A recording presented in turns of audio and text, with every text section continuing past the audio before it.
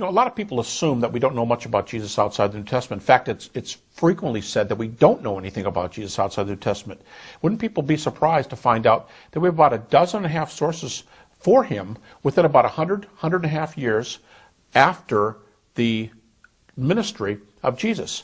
And these report aspects all the way through his life. Now, you might think that these secular sources shy away from divine attributions of Jesus, but they really don't. For example, Roman governor Pliny tells us that Christians gathered on a particular day of the week before dawn and sang hymns to Jesus as unto a god.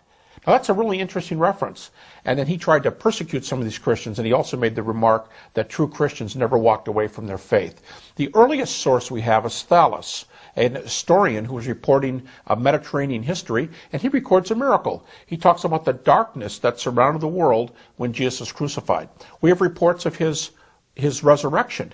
But the fact that's recorded in secular sources more than any other one, about 12 of the 18 sources tell us that Jesus died, many of them telling us details, what happened to him, he died by crucifixion, etc. But about 2/3 of the sources we have tell us he died. So it's things like this that keep historians from saying Jesus never lived. We really do have good historical evidence.